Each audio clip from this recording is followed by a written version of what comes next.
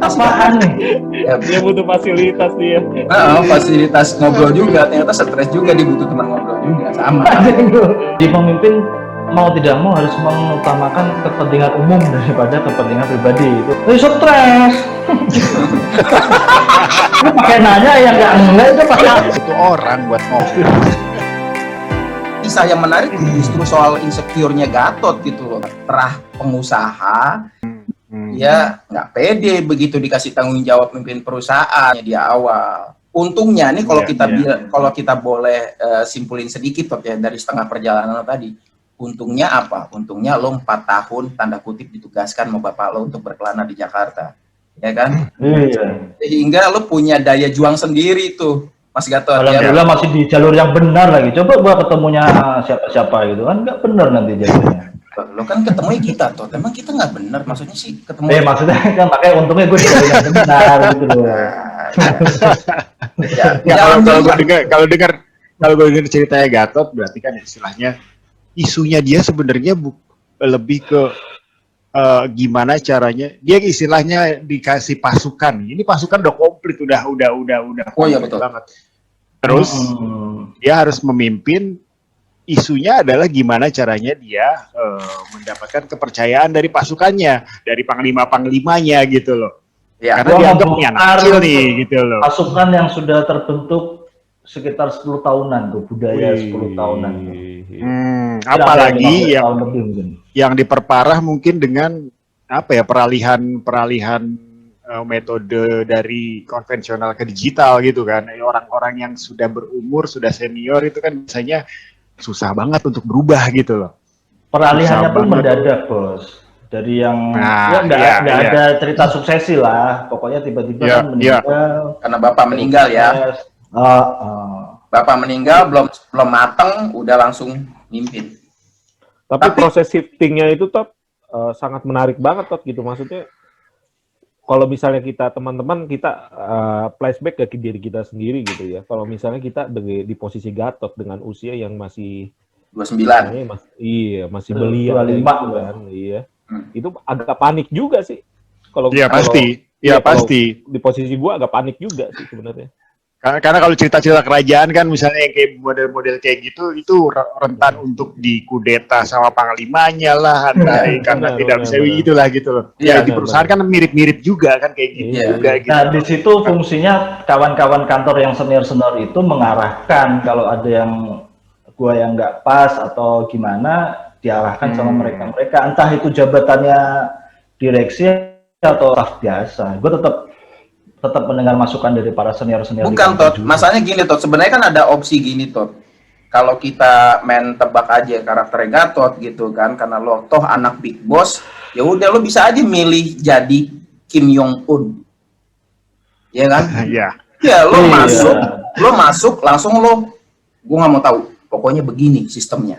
Lo bisa begitu kan, tapi ternyata cerita lo tadi, lo belajar dulu, lo semacam cuci otak dulu ke direksi di bawah, lo pengen bawa perusahaan lo ke arah sesuatu yang baru, kan lo nggak sadar tadi lo bilang, 10 tahun perjalanan perusahaan masih di bawah almarhum, ternyata begitu lo masuk cuci otak orang-orang di bawah, itu gayanya udah baru tuh, ya misalnya jam kerjanya itu udah deadline ala Jakarta, itu kan 4 tahun lo di Jakarta berjuangnya itu tuh, sadar nggak sadar ternyata gitu. Bisa juga sih, ya itu tadi gue bilang, ada yang anggaplah, oke, gue mau jadi pemimpin, tapi gue minta A, B, C, D, E, misalkan gitu. Gue nggak bisa, gue nggak tega sih sebenarnya kayak gitu kan.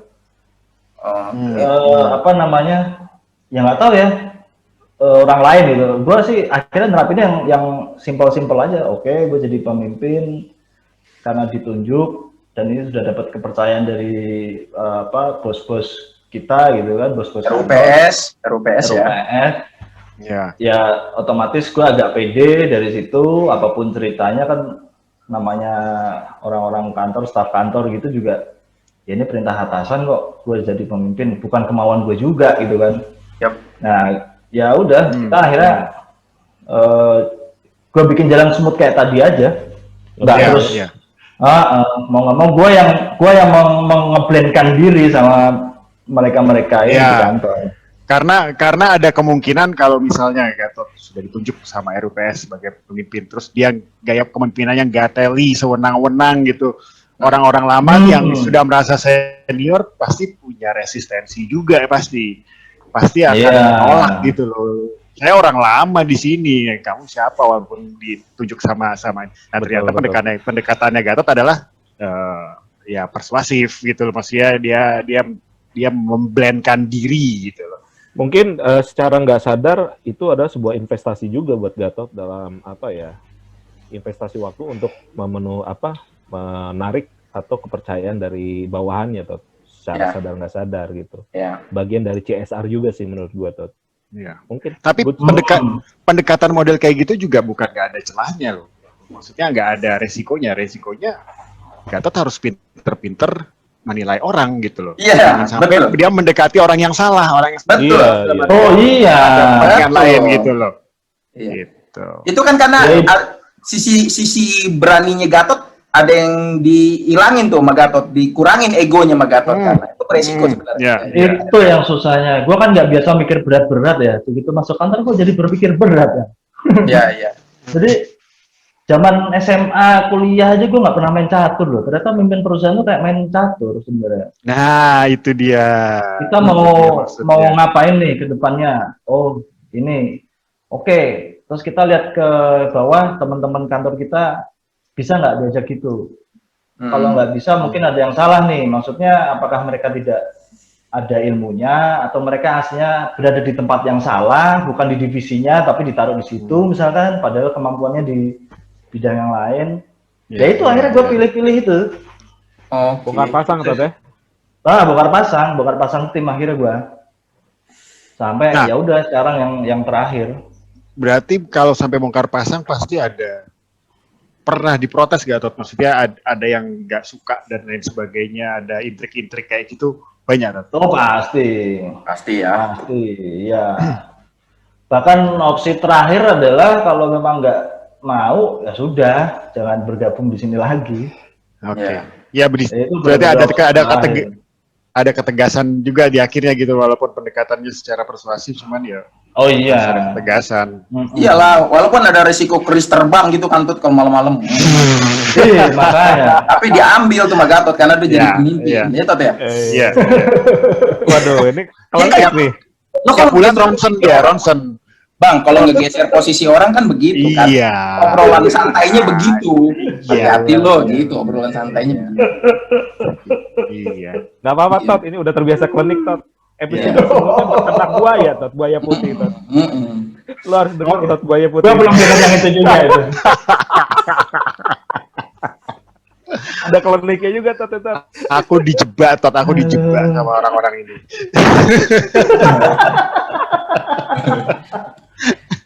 Enggak, Tot, gini Tot. Gue mau sharing juga cerita sedikit. Jadi kalau kemarin kita udah dengar masing-masing kisah kita ya, termasuk Ali. Misalnya gue mau ngomong yang ada korelasinya sedikit dengan kisah lo tuh, misalnya Ali. Ali kan sebenarnya begitu tamat kuliah, ini nggak perlu Ali nih yang nyeritain, gue aja yang nyeritain. Ya. Begitu tamat kuliah, dia sebenarnya ada keinginan untuk membuktikan diri. Ya, membuktikan diri bahwa dia bisa mandiri. Maka itu kan Ali kan sama juga sama lo, dia ke Jakarta kan. Kalau kita ingat sekian tahun itu kan dia Ya. cari kerja dan kemudian dapat kerja di konsultan kan. Ya, nimba ilmu juga kan, cari pengalaman. Maka itu pengalamannya pengalaman ala Jakarta nih yang tadi yang semuanya rush gitu kan, serba cepat gitu, terburu-buru gitu. Rashi. Ya, Ya, dan ya, ya. ternyata itu ini menurut Ali kan ternyata memang ada faedahnya juga, walaupun nyampe Semarang ternyata dia ketemu tantangannya ternyata Semarang nggak begitu kan orangnya. Ya. Nah, iya sama kan. Perbedaan kultur. Perbedaan kultur itu, ibu kota dengan bukan ibu kota. Walaupun kalian berdua orang yang dari kecil di Semarang. Ya. Ya kan? Nah, iya. Ya. Ternyata kaget lo berdua ya. Karena Kaget, memang Bang. dunia kerja dengan dunia kita nggak, waktu yang sebelum kerja itu nggak mikir gitu loh, maksudnya dunia kerja itu seperti apa, tapi ternyata memang ya sangat beda sekali dengan apa yang kita jalani sebelumnya gitu loh. Ya. Gua di Semarang sih, Hmm. ke kampus, rumah kampus rasanya jauh bener itu. Di Jakarta gua Jakarta Bekasi bolak-balik. Jadi Iya. sampai Semarang enteng-entengan. Iya. Bedanya di Iya. situ. Ya. Ya. Dari situ Karena mitos buat orang daerah kalau mau belajar kerja itu harus ke Jakarta gitu. Iya, Karena kita sebenarnya belajarnya bukan secara ilmu secara apa, tapi lebih kepada atmosfernya gitu. Di daerah itu sangat beda sekali dengan atmosfer Jakarta. Ketika kita sudah berusaha terbiasa dengan rush-nya Jakarta, ya akan mudah gitu loh kita ke daerah gitu loh, akan lebih. Tapi masalahnya kulturnya daerah itu apakah bisa mengikuti, kan akhirnya gitu, balik lagi. Kalau Nah, bahasa itu tadi rojaknya yang itu bilang. lebih terukur istilah bahasa rojak itu ya. Lebih terus. Terukur Ya. Makanya tadi gue bilang itu yang kalau misalkan besok ada undangan di Jakarta ya mau nggak mau harus kita ikutin, kita mesti ready. Jangan terus kita, Pak saya di Semarang, mohon waktu mungkin lusa karena baru cari tiket. Wah itu karena gua lulusan Jakarta jadi beda pemikiran. Kalau itu menurut gua nah, itu. Iya. Oh, ya. Aduh, Ya, gua belum lulus Ibu kota ini, ibu kota ini. Gua belum lulus ya dong berarti. Lu lulusan Singapura, Bi. Lo kan Singapura, lo pernah ngantor di Singapura juga. Iya. Itu kan lebih gitu. itu kalau kita susun hierarkinya nih, hierarki asal ya, hierarki ala kita ya, tentu Singapura punya grade yang berbeda juga sama Jakarta atau setidaknya sama lah. Ya, enggak dari soal competitiveness gitu loh, Bi, soal jiwa kompetisinya ya. ya kan? Iya dong. Ya, Bi. Loh, gue sih menilainya gitu. Kenapa sih orang Jakarta sedemikian rasnya? Itu kan selain karena dia mengurusi ekonomi keluarga masing-masing, karena memang salah satunya jiwa kompetisinya juga tinggi. Benar. Betul. Tapi yang gua tanya ini ya ke teman-teman yang di Semarang nih, gimana sih sinkronize antara, maksudnya atmosfer di Jakarta udah kebentuk nih. Nah, untuk bisa duplikat ke teman-teman yang ada di daerah gimana? Pasti kan itu berat, bukan hal sepele, Kak. Ya kalau gua lagi-lagi intinya dengan kerja nyata aja sih. Lu kayak jargon pilkada lo. Lo yang konkret aja dong, jangan pakai jargon pilkada. Enggak. Maksud gua kalau artinya gua bantuin sinkronisasi, kita kawal, akhirnya kejadian benar dan akhirnya menjadi sebuah kebiasaan. Daripada beda kalau yang surah-suruh doang. Wah, ini kita disuruh kerja 24 jam, bosnya malah udah tidur jam segini misalkan gitu. Yes, Anda turun tangan ya. Anda turun tangan. Oh ya, itu bahasa kerennya. Kalau Anda panglima perang, Anda juga di dalam pasukan berkuda itu, nggak di belakang bukit kan? Iya. Benar. Berarti nggak ada office hour dong ya? Nggak ada 8 to 5 berarti ya? Gua nggak ada itu 5, Sabtu kalau perlu jalan-jalan, bahkan Minggu kalau perlu jalan-jalan. Cuman jam kerja nggak kita atur. Dahsyat. Kita nggak ngatur jam kerja emang. Ya karena kerja kreatif sih itu kerja. Hitungannya target aja. Lu target masuk, maksudnya target lu udah nggak ada yang dikerjain, ya udah. Kalau masih ada kegiatan, kasih kegiatan. Kalau nggak ada, ya santai-santai dulu lu. Ya, sebenarnya gini Tot. Jadi kemarin kan kita ngobrol dan Robi apa istilahnya ngusung tema obrolan tuh pemimpin kolonial, pemimpin milenial gitu kan kata Robi. Menurut gue sih menarik dan salah satu tema yang kayaknya cocok gitu kan kita ajak ngobrol Gatot sharing gitu kan soal pemimpin kolonial milenial ini setengah udah kejawab gitu kan. Walaupun Robi misalnya nggak ngejelasin pemimpin kolonial terutama itu apa, cuma bayangan gue misalnya mohon maaf nih kalau salah dikoreksi. Pemimpin kolonialnya pemimpin ala lama. Nah salah satunya tadi dia nyuruh aja, misal ya koreksi gue top down ya, cuma top down doang.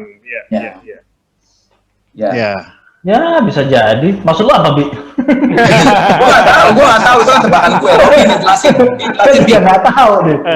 Jelasin Bi. Gua ngaku milenial, umur udah nggak muda juga gua.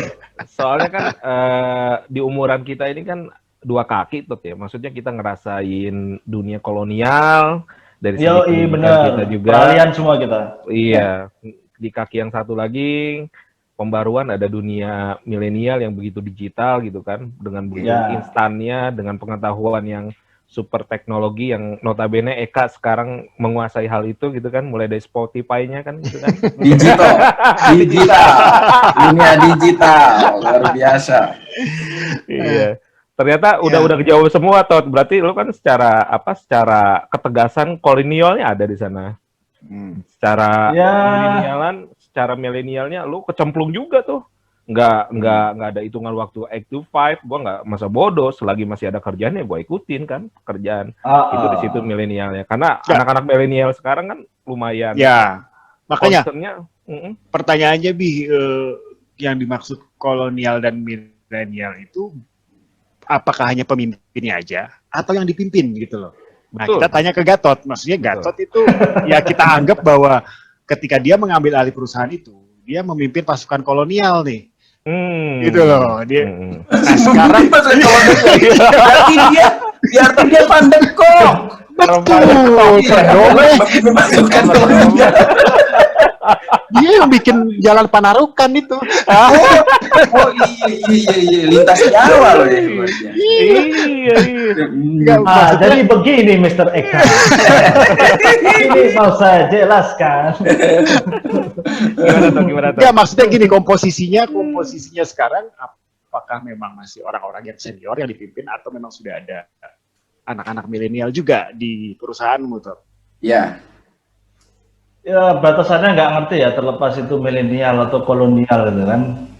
Yang emang kalau si Kang Bibi ini emang bener, kita masa peralihan, kita TA aja mulai dari yang meja gambar beralih ke komputer. Terus ada peralihan presiden dari Orde Lama ke Orde Baru ke reformasi. Sekarang udah pandemi, ada urusan yang dulu harus sering ketemu, sekarang bisa melalui digital, mesin-mesin gitu kan. Ini tetap harus dikombinasikan memang. Kalau memang nggak memungkinkan untuk merekrut orang baru, ya dikasih ilmu aja orangnya yang lama-lama. Upgrading berarti ya? Upgrading. Iya. Bisa ya, masih mampu ya menyesuaikan. Masih bisa menyesuaikan, terus di level bawah staf kawan-kawan itu kan juga ada yang masih junior juga ya. Sharing ilmu aja, gimana cara yang nge-zoom, yang senior tolong iki diurut kayak zoom-nya caranya piye lah. Ya, minta tolong sama asisten sama yang masih muda-muda yang lebih paham komputer gitu aja sih sebenarnya. Tapi yang Spotify mereka tahu itu kan ya? Kayaknya mereka lebih tahu daripada gue ya. Kalau nggak tahu bilang ada di Kempot, ada Blue SO5, pasti dia nginstal nanti. Enggak sih, habis ini orang-orang kantor gue suruh dengerin saya nanti. Oh iya dong. Ya itu tujuannya, Tot. Memang tujuannya itu. Nah, pada pasal lo suruh orang dengerin, itu lo harus jadi pemimpin kolonial. Iya. Lo harus menginstruksikan tuh, ya kan? Gak seperti Fopo gitu. Bos gua ada aja. Trewangi gitu. Tot gini Tot, soalnya maksudnya pertanyaan Ali gini, rentang usia anak buah lo, tim di kantor lo tuh dominan tuh sekarang umur berapa?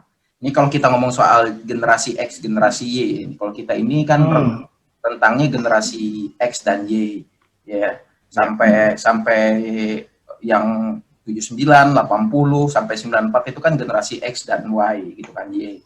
Nah yang di setelah 94 ke atas itu generasi Z lah ya, atau kita mungkin kalau gue salah ya mohon maaf kalau gue salah, itu kan yang kemudian disebut milenial. Yang tahun lalu itu 35 ke bawah kalau nggak salah ya, 35 ke bawah kan. Kalau 95 sampai 2015 kan segituan. Nah, itu yang mereka dianggap generasi milenial. Nah, cara kerja mereka ini berbeda sama generasi kita yang generasi X dan Y. Kita kan masih masih kecampur-campur dengan bagaimana cara bapak kita ngedidik dulu dari kecil. Bapak kita, kakek kita ya, yang dulu tuh sempat ngerasain masa-masa kolonial, masa-masa kepemimpinan yang keras gitu-gitu kan kisah hidupnya. Nah, kita masih kecampur-campur tuh setengahnya kalau generasi kita. Nah, generasi mereka kan enggak. Nah, kalau ini gue sih biasa bacain artikel tuh. Jadi kalau teman-teman udah biasa.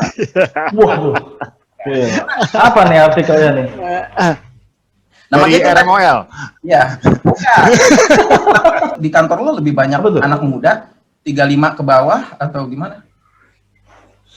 Gua rasa sih 50-50 ya. Yang 20-an under 30 juga masih ada. Jadi Enggak, lo termasuk pemimpin yang senang nyerap tenaga muda nggak tuh? Tamat kuliah itu lo akomodir gitu masuk ke kantor lo? Atau lo oh senang? iya, itu tetap jadi bahan pertimbangan. Kita akan tetap mengutamakan kebutuhan kantor nih, apa yang dibutuhkan. Kalau yang Itu muda deh. jadi apa di kantor lo? Drafter?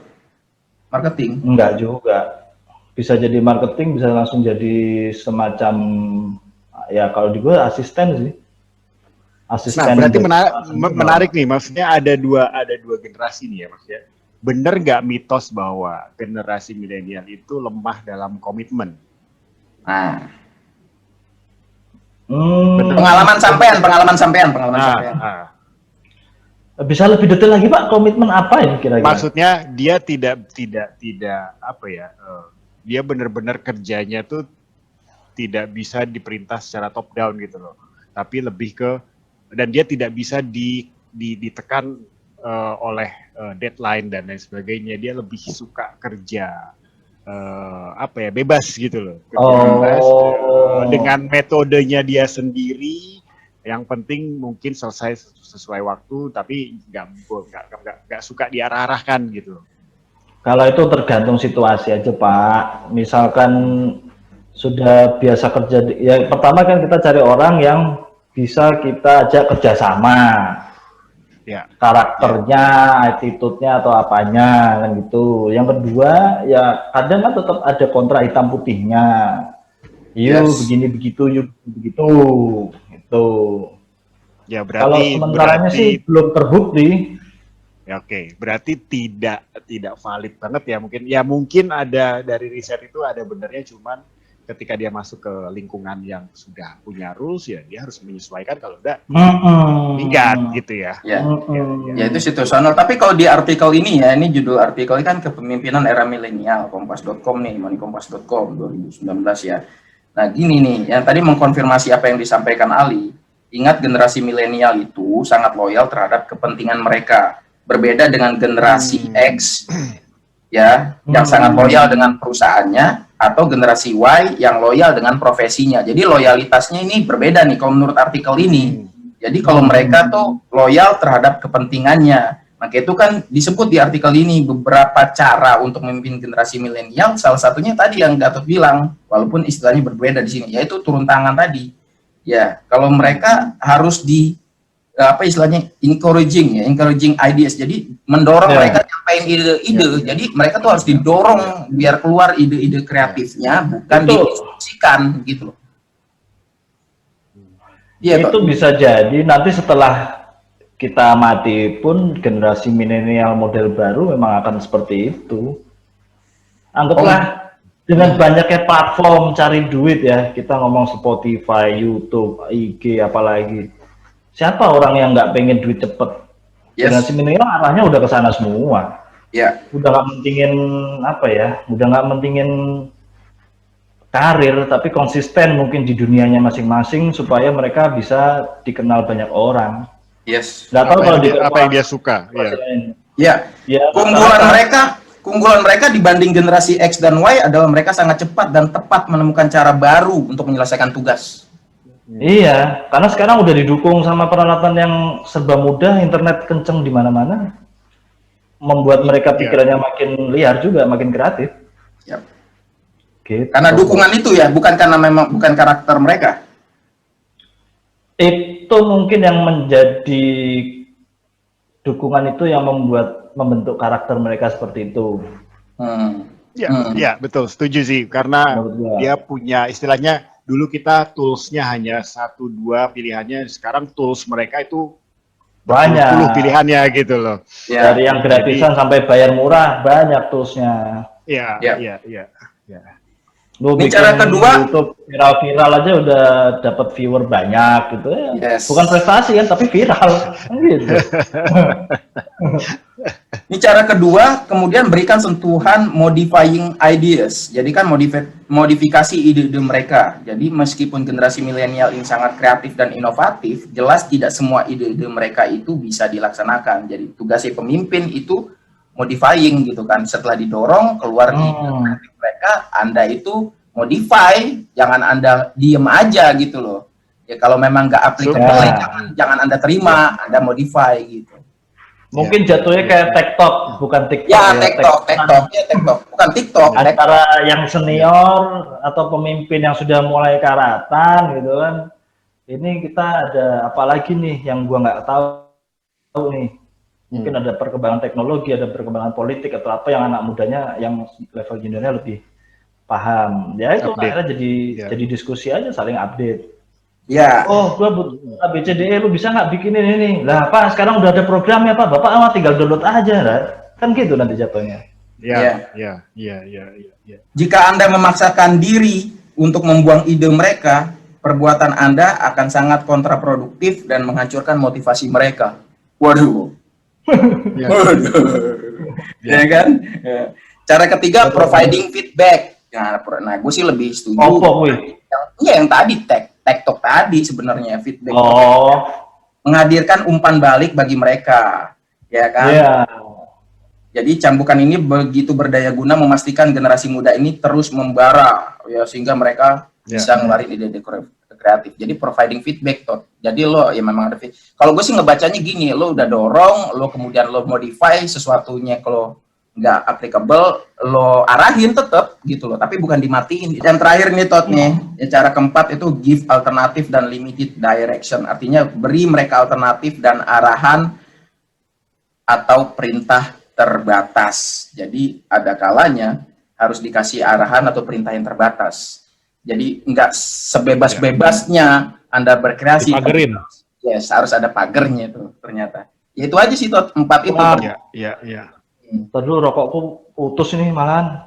Ya wis. Mau rokok nggak? Gue sekarang agak berubah loh. Sekarang gue udah punya rokok. Dulu kan tuh minta. Saya kira lumayan lah Tot. Aku iso tuku dewe. Lo jangan terbebani Tot dengan bahasa Jakarta. Sengaja saya mau ngeluarin segmen Jawa Tengah harus keluar Semarangan sampean. Oh tenang, pasti keluar. Kan kemarin lo bilang, Cek, aku mau miso-miso, monggo, boleh. Miso boleh. Lah kowe sopo miso-miso? Ada masalah apa? Ada masalah apa miso-miso? Kan pertanyaannya. Nggak ada masalah, gue cuma pengen miso-miso sama Pendila aja, cuman nggak ada orangnya. Tapi berat gak sih Tot? Stres gak Tot pemimpin Tot? Dibawa santai aja sih. Yang jelas tuh kita harus memaklumi gitu. Kita harus mengakui pertama umur segini dengan kondisi orang kantor yang lebih senior, ada unsur ketidakpercayaan, ada unsur diragukan dan lain sebagainya pasti ada. Diremehkan mungkin ada juga. Gini Tot, swasta kalau cara mimpin lo salah, perusahaannya goyang, ekonomi keluarga sekian puluh orang itu berpengaruh. Itu maksud gue itu bikin stres gak sih itu? Jadi beban gak sih? Apa? Beban ya. Beban. Itu waktu awal Sileru PS itu tunjuk, terus gue kan akhirnya ya minta pendapat sama direktur-direktur senior di Semarang juga. Ya intinya minta nasihat, bukan minta pendapat. Gimana sih cara jalan konsultan ini seperti apa gitu kan? Ya dikasih ilmunya yang paling gue inget dan dari semua itu yang gue tanya benang merahnya adalah lu ini sadari potensi lu. Lu potensinya lu bisa kerja sekaligus atau harus kerja bertahap atau apa. Kalau memang lu bisa kerja bertahap, bisanya kerja bertahap, ya udah lu ikutin aja konsisten di situ. Nanti makin berkembangnya ilmu, mungkin lu nanti bisa dua kerjaan sekaligus ditangani. Multitasking. Jadi cek cek Ya. kemampuan diri. Ya. Terus Iya. berikutnya sebenarnya jadi pemimpin mau tidak mau harus mengutamakan kepentingan umum daripada kepentingan pribadi. Itu kan kayak sila Iya. Luhur sekali. Iya. betul. Padahal bukannya PMP muela biar Oh, saya PMP bagus Pak, mengarang Oh bebas, Pak. Matematika, matematika yang dinyontek kan. Matematika. Butir Pancasila, matematika jangan ditanya. Iya. Nah, kita di podcast materi soal matematika yang lalu, ini salah satunya ya kan kita ngobrol joki. Nah, ini salah satu yang menggunakan joki waktu itu. Yes, betul. Jo, Remi Jo. Gigi, tolong bikinin Gigi. Besok kalau bagus gua terakhir lagi. Iya.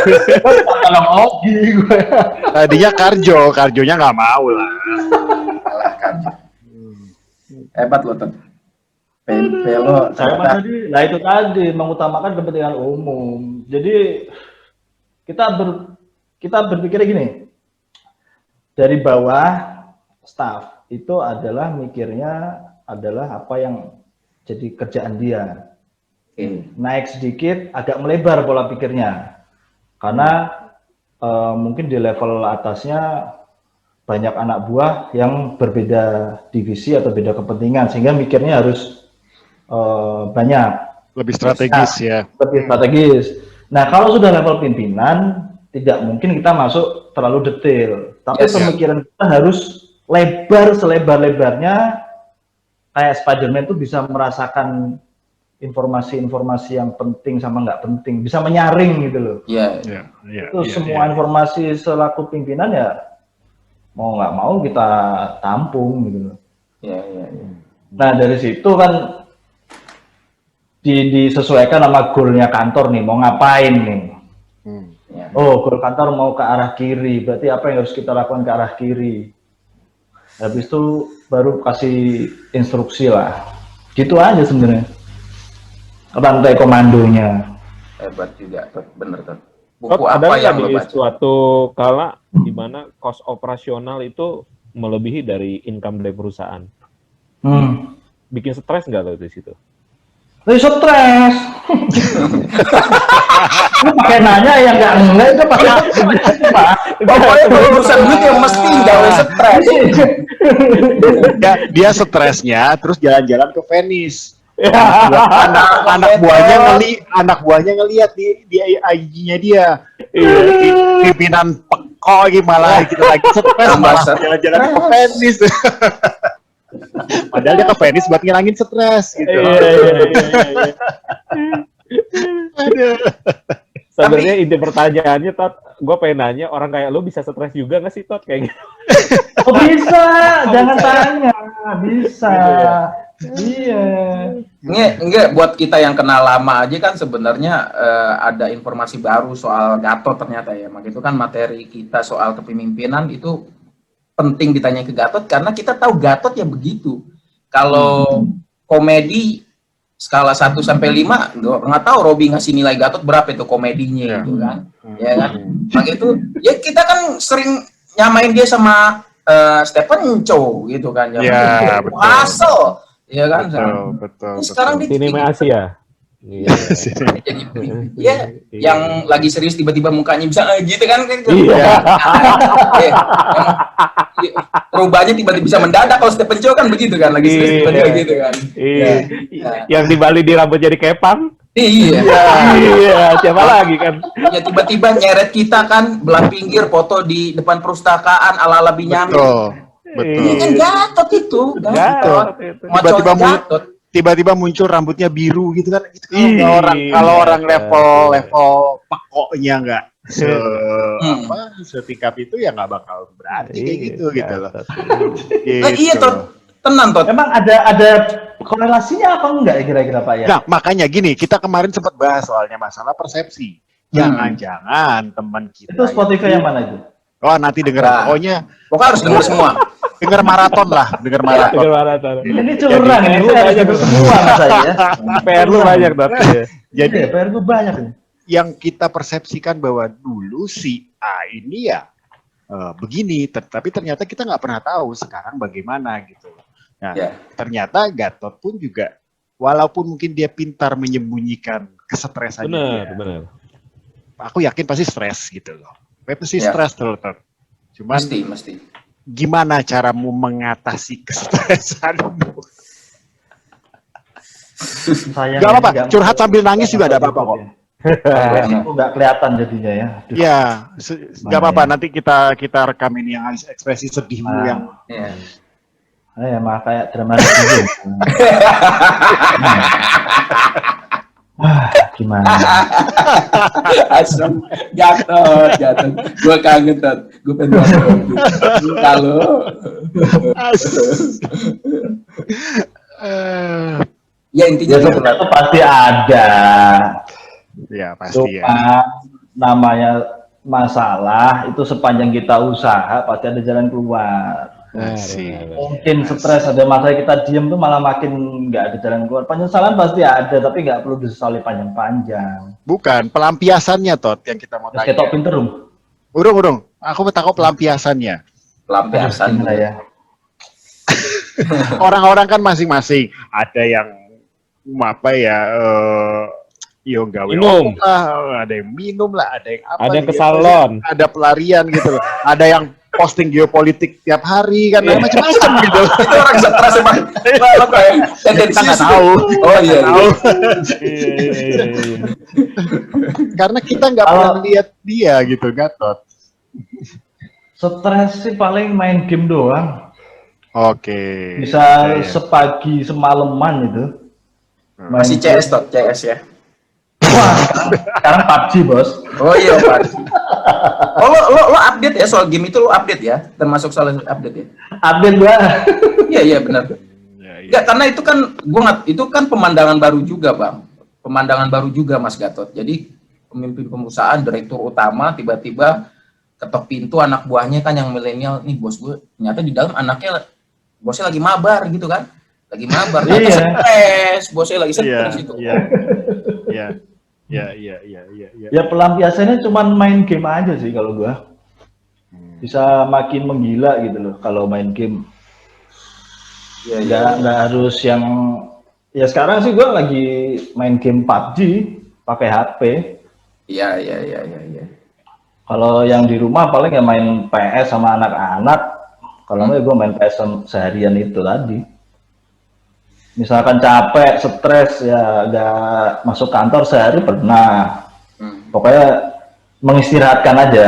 Nah, apa ya namanya ya? Gue sendiri menjaga otak supaya pada waktu mimpin itu nggak salah kasih instruksi. Ah, itu penting. Gue takutnya marah, gue takutnya stres itu bikin pada saat ngasih instruksi itu salah, bikin gawat Keputusan perusahaan ya. juga. Penting. Ya salah kasih keputusan. Yes. Iya. Makanya kadang-kadang kalau pas lagi bangun tidur ada telepon ya nggak gue jawab dulu. Iya. Gue jawab pas gue bangun. Yap. Maksudnya pas udah agak sadar gitu kan, Iya. bangun ngapa-ngapain udah sadar. Siapa yang telepon gue balik telepon. Paling gitu-gitu aja. Jadi Bahaya bos. santai aja Bi. Jadi Gatot pun bisa stres gitu loh. Jadi kita Iya, nggak iya. kecil hati. Confirm. Terkonfirmasi itu, terkonfirmasi. Terkonfirmasi. Iya. Ya, lo kan kalau lo ngikutin IG kita ya atau Spotify kita, lo sebenarnya ngelihat momen-momen stresnya Robby. Begitu Robby tadi nanya kan, dia kan Itu yang seri berapa? Makanya kasih tahu gue. tonton, denger dong, enak aja lo. Setiap seri, setiap sesi, Robby stres terus. Tot. Oh. Gitu. Makanya dia setiap ada tamu dia bilangnya, lu juga stres nggak sih gitu. Supaya ada temennya, gitu loh. Kita kan punya pandangan masing-masing ya, gue ke Gatot, gue ke Ali, sebaliknya kalian juga ke gue gitu kan. Ternyata begitu udah kerja, ada cara menghandle masalah ya dari kita ya, dari kita. Walaupun caranya ada yang sama, ada yang beda-beda gitu kan. Cara menghandle masalah. Nah, tapi kalau gue yang serupa itu dari Gatot itu tadi, gue hampir sama caranya. Gimana caranya gue ketemu tim gue tidak dalam kondisi stres, ya, sama. Bahkan beda tuh, stresnya beda tadi. Kalau gue kan tidak berkaitan dengan yang ekonomi kayak lo tuh. Lo kan setiap keputusan lo kan berpengaruh pada ekonomi banyak orang. Gitu. Moga-moga iya, gue nggak tahu juga. Iya. Nggak, lo relasinya mungkin samanya kayak si Robi, karena Robi kan dia marketing, dia kan juga kalau dia berhasil enggaknya kan itu income perusahaan. Tapi kalau lo kan lebih jauh dari itu bang, keputusan HRD tadi lo bilang soal ya kan posisi orang, mutasi orang. Ya, kalau Ali gue nggak tahu karena Ali kan punya tim, cuma mungkin lebih kecil ya, lebih kecil timnya. Ya. Ya, lebih kecil. Sama ya, tim kecil tim besar itu kan yang masalah penempatan orang aja, menempatkan orang pada posisinya. Makin besar yang tim yang bisa diposisikan, makin apa namanya, makin menguasai kondisi, makin bagus lah, makin bisa berkembang. Ya tadi gue sambungin ke level staff itu pikirannya apa yang di depan, apa yang lurus. Memang sampai di level perusahaan dia nggak akan tahu kebijakan-kebijakan khusus arahnya perusahaan atau kebijakan strategis perusahaan besoknya akan seperti apa, dia belum tentu tahu. Yang dia tahu adalah oh ada kerjaan, gue harus bikin ini, bikin itu. Tapi untuk level-level strategis kayak kita yang memimpin ini kan, ini sebaiknya jangan dipegang sendiri, ini harus berdua. Nggak kan, misalkan contoh gitu ya, ini harus berdua nih, jangan nggak bisa sendiri, karena kita punya hitung-hitungan bla bla bla bla. Tapi kan staff nggak ngerti, Pak kenapa bisa harus dipegang berdua, Pak kan bisa dipegang sendirian. Ya. Dia nggak tahu nilai strategisnya ke depan tuh seperti apa atau gimana gitu loh. Ya. Itu pola pikir yang perlu kita kembangkan sih sebenarnya. Beda view sih Tot, antara helikopter view dengan horizontal view. Mungkin lebih. Wah ini bahasa Singapurnya keluar nih. Oke. Kalau kita mau udah terbiasa, lo kan baru. Silakan Bi. Mampus galau. Lanjut Bi. Gue pengen tahu juga. Iya, helikopter view mungkin lebih kepada strategikal ya, di mana mementingkan value dari company-nya sendiri. Kalau horizontal view kan lebih kepada kepentingan kan karyawan tersebut kan, benar nggak bro? Ya. Benar. Gue lebih pasti di sini nih, gue lebih memantapkan posisi di sini sebenarnya. Mungkin kepentingan dari karyawan itu sendiri, tapi lebih helikopter view kan lebih pada strategikal akan value company, di mana yang value company itu lebih ditentukan oleh pemegang saham tadi kan, Tot. Benar nggak Tot? Setuju. Walaupun gua nggak gitu paham, oke lah. Itu. Asik. Tetap ngaca. Nggak bego, paham juga, setuju. Iya. Ampun bang, ampun. Lo cuma tamu. Kita nih lo satu nih. Bukan. Cara ngomong lo ke perusahaan begini, ke anak buah, ke kita kayak gini. Ya awalnya enggak lah. Enggak, maksudnya kayak misalnya ada gini. Mohon maaf Pak Gatot, sebaiknya kita begini strateginya, helikopter view atau horizontal view. Terus tiba-tiba lo ngomong, kok ngomong ngopo gitu, enggak? Lo masih begitu nggak ke perusahaan lo? Gue ngomongnya lebih halus aja sih sebenarnya, nggak sevulgar ini. Kamu tuh ngomong apa, Su? Gitu. Ada akhiran ya. Kakean seting-sing bingung aku malah. Itu sih emang.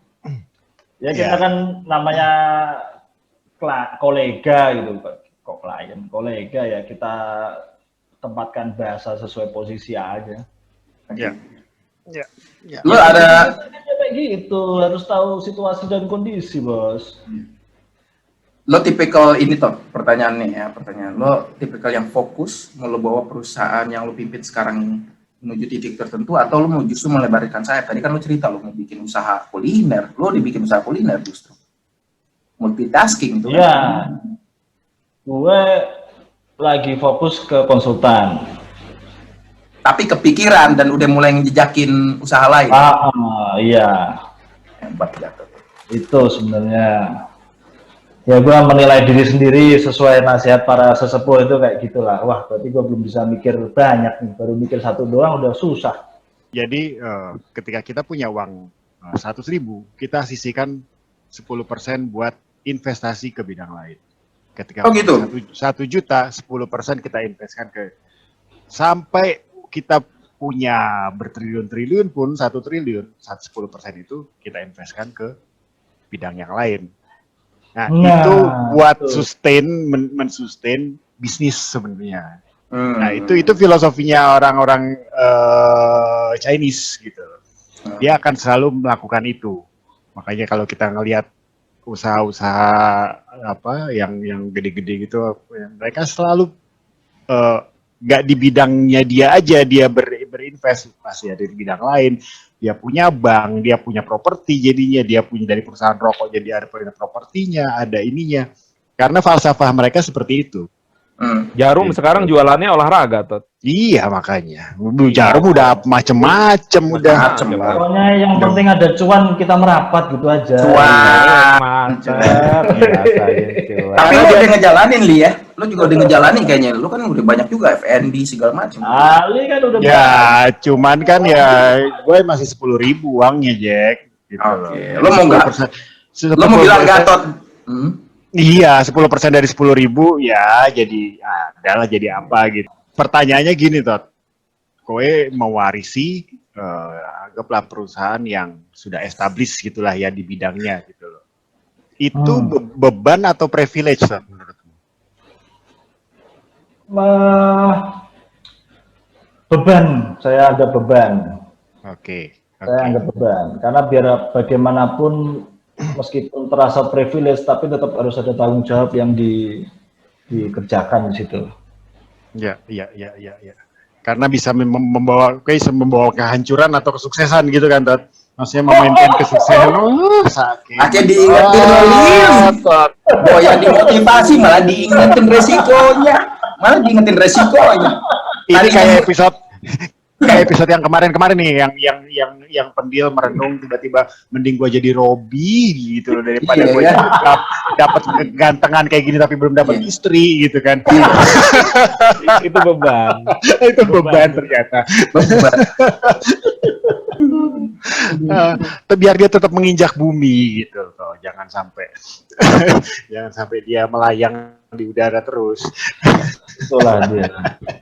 Itu yang membuat saya salah satunya tetap stres juga. Untungnya saya bukan tipikal one man show. Jadi ada kawan-kawan kantor yang senior-senior itu kita ajak sharing lah, gimana.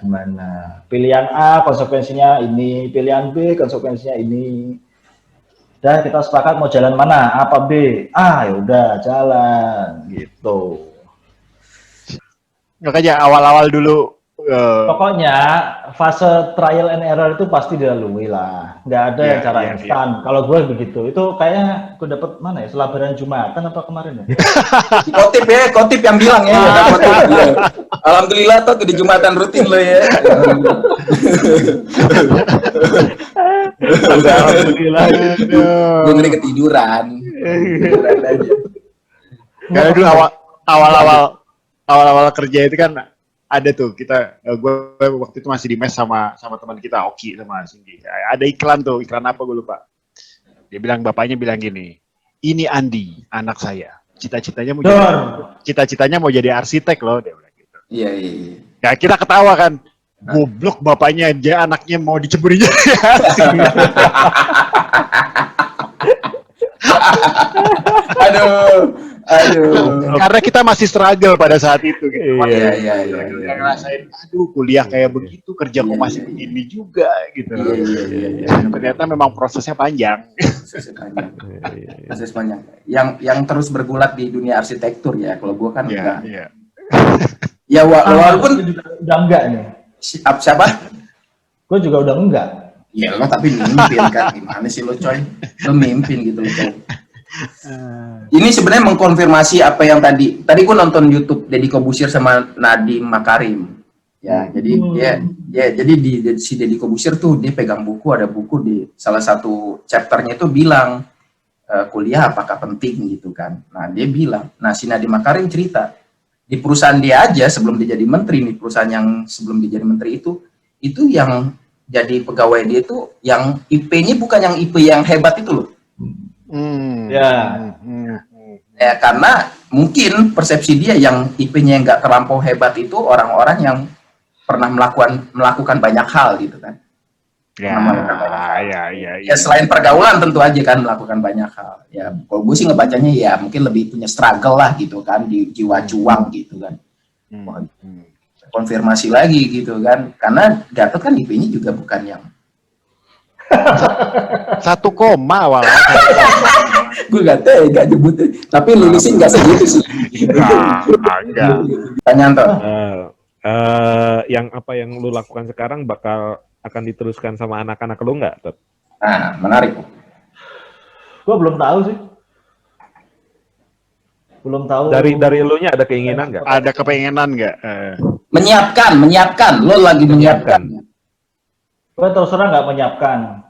Kepikiran iya, tapi kalau mereka selama besarnya udah punya usaha sendiri-sendiri ya kan nggak gue paksain. Itu. Gue dari awal versi gue adalah gue nggak mau, gue menghindari penokohan. Siapapun keturunan gue pasti jago gitu, gue nggak mau, tanggung jawabnya berat, itu beban banget itu. Gue pengennya perusahaan siapapun yang megang mungkin bisa lebih baik dari gue, ya alhamdulillah kalau gue udah nggak di situ lagi. Yang penting sistem jalan tanpa atau ada gue, sistem tetap jalan, dengan orang baru sistem tetap jalan, diperbaiki, makin berkembang. Itu doang. Luar biasa, Tot. Luar biasa betul. Udah kelihatan pinter dah? Ya lumayan lah. Berarti Dimasukin IG ini aja. Oh ya. yang tadi itu ya. Anda melakukan proses scouting. Kalau istilah di sepak bola kan scouting itu, melihat Scouting. ada potensi-potensi terhadap karyawan Anda gitu. Kaderisasi toh. Kita tidak scouting dalam arti merekrut pemain baru, enggak. Ya, terus melihat potensi. Tapi kita melihat potensi ini bisa diarahkan kemana, yang perlu dikembangkan kemana. Ya kemarin kita sempat nyekolahkan anak lulusan keren. SMA, kita upgrade jadi S1 gitu kan. Salut. Serius toh? Supaya bisa serius kita bayarin dari kantor. Kantor mau nggak sekolah lagi, ntar posisi naik tapi harus sekolah dulu. Ya. Itu pakai ini cap tanda tangan darah juga, hitam di atas. Oh iya dong. Oh ya, oke. Seumur hidup, kontrak Umur hidup.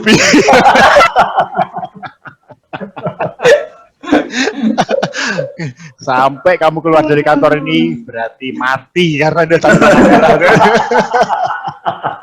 Dracula, Tot. Iya kan banyak juga perusahaan atau tempat kerja itu yang sebenarnya miss-nya gini, dia cara mengapresiasi pegawainya ya udah lo income aja dinaikin gaji THR gitu kan. Padahal ada kegunaan lain yang diharapin dikasih sama perusahaan ke pegawai itu, yaitu misalnya tadi ilmu, ya kan, kesempatan Nilai tambah ya. ngasih nilai tambah. Ya terlepas gue nggak tahu ya kontraknya setelah tamat sekolah nanti berapa tahun, gue nggak tahu. Ya, gue nggak tahu. Ya kan, tapi ada juga perusahaan yang sedemikian. Lo sekolah aja, tapi udah misalnya lo cukup mengabdi ke kita setahun 2 tahun, kemudian dia dibiarkan berkembang bahkan expand gitu kan. Ya kan ada. Ya kalau kayak gitu mah itu resiko. Orangnya kalau emang tiba-tiba mencelat keluar dari kantor ya berarti gue yang salah, kan gitu aja. Kalau dia masih bertahan di kantor berarti ya alhamdulillah gue bener. Gitu sih. Yang namanya ya lu kan Rod, yang marketing itu kan kadang-kadang juga begitu punya jaringan sendiri, dia keluar dari kantor mungkin terus bikin tanya Robi, dia portofolionya berapa perusahaan? Gue masih hafal tuh. Ini nih. Berapa Bi? Berapa perusahaan, Bang? Ada 21. 21 perusahaan, gua aja cuma 4 kantor di 2 perusahaan. Itu dalam kurun waktu berapa tahun? 5 tahun lagi. Aduh, gila 21. Ya itulah, ya nggak apa-apa, itu kan namanya pengembangan diri. Bener, nggak ada salahnya. Karena memang mungkin berbeda kultur perusahaannya. Dia cari yang apa gitu. Ali berapa, Li? Gue belum pernah nanya nih. Lu berapa kantor, Li? Seingat lo. Sebelum lo ke Jakarta kan udah kerja juga setahu gue kan, lo proyek apa Iya. proyek? 2 kantor. Ya? 2 kantor ya. Gatot Berapa gue? sebelum ke perusahaan lo. Wah, BUMN, konsultan, PU, 4 mungkin, 5 sama sekarang. Ya. 5 sama sekarang. Ya, perjalanan ganti-ganti kantor ya, dan Robi luar biasa 21. Ya, ya. Makanya dia Perlunya. penuh dengan pengalaman dia. Enggak, karena beralasan. Kalau teman-teman kan mungkin beberapa perusahaan kan dengan basicnya dari arsitek ya. Ya. Sedangkan gue memulai sesuatu yang baru di mana keinginan untuk sekolah tuh ada, tetapi kan enggak terakomodir dengan finansial dan dukungan orang tua gitu kan. Nah di situ Terus kalau SMA ngulang ya? Pas sekolah, S2. S2. Di situ gue berinvestasi bahwa apa ya, untuk dapetin apa yang gue inginkan. Ketika gue dapet, ya udah enough, gue cari yang baru lagi, dapet enough tuh. Jadi lebih Ya. bervarian aja sih. Gitu. Sekolah lapangan ya, sekolah pengalaman ya. Iya, iya. Makanya kalau secara personal mungkin Robi punya pengembangan ilmu dari sisi pindah-pindah itu. Iya. Enggak Iya, salah. iya, Nanti bisa iya. berkembang dari situ kan. Tapi Tot, nanya Tot, sebagai misalnya lu sebagai pemimpin perusahaan dan sebagai interviewer ya, ketika ada 2 tipe orang melamar pekerjaan di posisi misalnya jadi manajer marketing di perusahaan lu akan menerima orang yang dengan kutu loncat, artinya berbanyak peklaring, atau ngelihat dari orang yang di satu perusahaan dari Loyalis. lu akan nerima yang mana, Tot? Gue lebih cenderung yang loyalis memang. Ya, Gitu. Iya kan? iya. Berarti lu ini Bi, maksudnya yang mengalami apa ya, ada Rejection. rejection terhadap portofolio lu. Jadi dari beberapa perusahaan yang terakhir gue terima saat ini, gue diinterview oleh direktur komersial gue namanya Alan Bonke, orang Holland, orang Belanda. Dia bilang, mungkin reasonnya dia, lu lebih kaya dari orang yang loyalis. Artinya apa? Lu berinvestasi, lu mengesampingkan kebutuhan finansial lu untuk dapat knowledge, atau dia kayak gitu. Dan lu gua hire. Dibanding saya merekrut orang yang loyalis, karena posisi di marketing adalah posisi orang yang ketemu banyak orang. Sedangkan loyalis adalah lebih mempertahankan di zona amannya dia, kayak gitu. Ya. Gue sepakat di Kayak gitu. Mungkin Kalau Tapi Tot, kok orang konsisten Tot.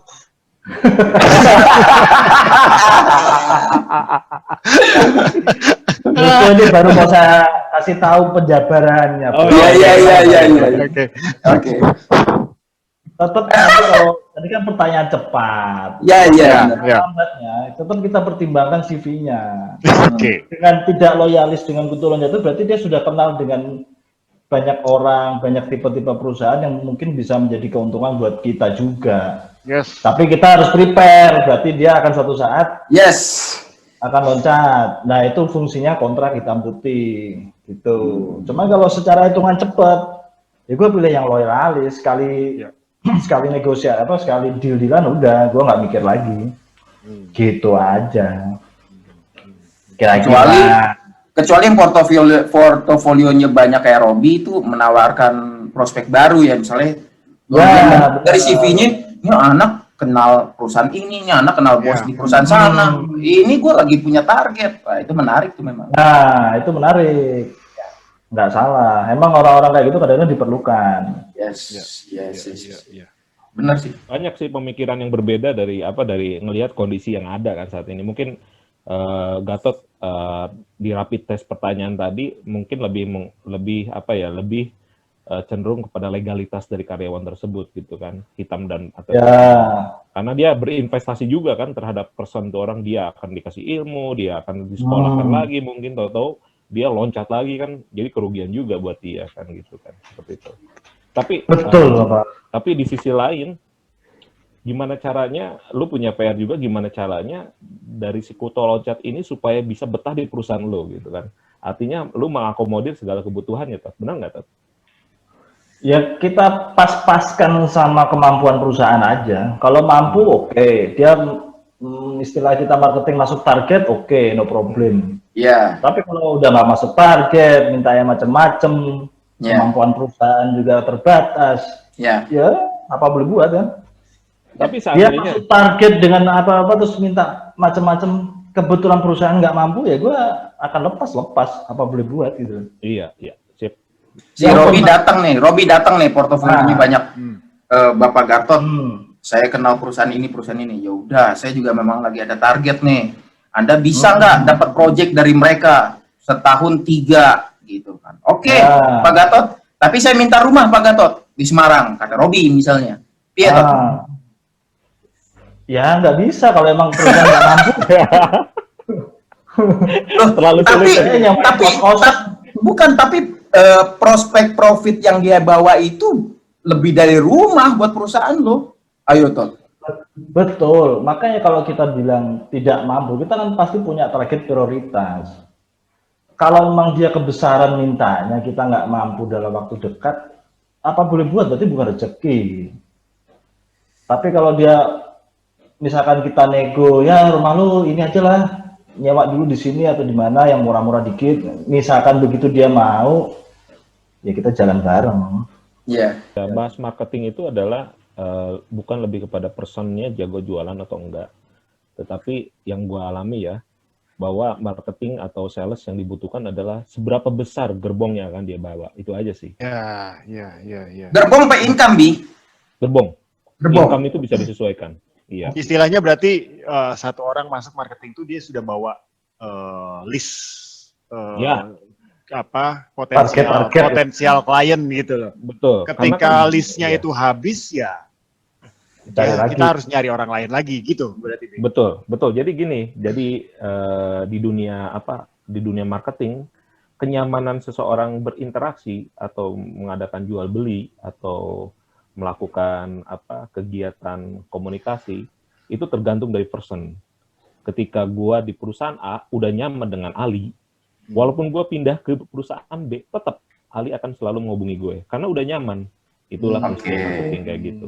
Dan Gatot pun melakukan hal yang sama. Database yang dia bawa itu di bidang dia, di bidang konsultan itu mungkin udah besar gerbongnya. Tapi ketika meng-hire sesuatu yang di luar kemampuan dia, pasti dia harus mendatangkan orang luar untuk mencari gerbong itu, seperti itu. Jadi pada dasarnya bukan pada personal, tetapi berapa besar data yang lu bawa, berapa besar gerbong yang akan dibawa ke perusahaan lu, seperti itu sih. Kalau di gua versinya ini, Bi, jadi bentuk-bentuk kerjasama aja dengan betul. Karena kan database itu bukan hanya sekedar nama, orang, alamat email, nomor telepon, tetapi seberapa dekat lo kenal akan benar. berapa dekat lo akan dekat sama si decision maker-nya di sana gitu kan. Istilahnya marketing A kenal dan marketing B kenal orang yang sama, tingkat approaching-nya beda gitu kan, Dimas ya. Beda. Si A mungkin sudah punya kedekatan dengan ya, ininya, si B mungkin hanya tahu doang ada nama itu gitu. Betul. Itu berarti ya. Iya, mungkin si A sudah kedekatannya mulai via call, tetapi si B udah main golf bersama. Itu kan suatu langkah yang berbeda gitu, seperti itu. Bukan berarti gua main golf ya, Jack. Nah, gua sih gini, Tot. Maksudnya kalau kemarin kita udah bahas dunia marketing itu kan juga nggak mudah ya, dan orang-orang seperti Robi udah ngejalaninnya walaupun basicnya dari sisi karakter kemarin Robi udah cerita panjang lebar, dia tuh punya perjuangan juga. Kita ini kan anak-anak yang tanda kutip minder lah, bukan tanda kutip, memang bener lah minder gitu kan, kita minder lah. Bangku belakang, anak-anak belakang kita minder, tiba-tiba Robi harus ketemu tuh, lihat aja top leader loh di perusahaan minyak ya. Kemudian baik asing maupun nasional. Nah, si Ali juga begitu, saya begitu walaupun skupnya berbeda. Gatot ternyata juga begitu. Itu sih perjalanan yang menarik sih. Tot. Pemimpin perusahaan udah. Sekarang goal lu ke depannya ngapain, Tot? Ya, intinya tetap mengembangkan diri lah. Misalkan tahun ini target berapa gitu, tahun depan Ya, gini. harusnya lebih besar. Habis itu ya berkembang lagi, mungkin bikin perusahaan baru atau apa. Cita-cita gue aslinya holding sebenarnya. Oh, holding, lu mau bikin holding. Ya, cita-citanya holding Ya. aja. Ya, podcast ini bisa menemukan juga potensi-potensi holding. Ada mana search ya, bisa Iya, dikaji iya, di iya, mana iya, search. iya. Enggak, bahkan mungkin apa ya, engagementnya jadi luas lagi. Oh, perusahaannya Pak Gatot punya holding gitu loh. Iya. Follower kita 50 loh, Tot. Jangan Oh iya, ini endorse ya, endorse perusahaan lu. 50 loh. 50, enggak, sorry, Nah, maaf, itu. Li. Saya koreksi, hari ini Iya. sudah 61. Oh, 60. Dalam jangka waktu 2 bulan, dia Ya, kan? 2 bulan 61. Itu keluarga sendiri berapa orang? Jadi ada sekitar di kantor gua ada yang sifatnya top down itu 5 yang gue instruksi. Iya, Follow nggak? Iya, follow. Tom bro. Bahasanya Victor jualan dulu tuh. Pimpinan kolonial memang lu. Enggak, kan kita kan pimpinan kolonial. Aduh, gue lucunya kalau lagi nyuruh gini kan di IG-nya, Pak, udah saya follow. Nggak cukup, masukin IG story lo. Masukin IG story gitu.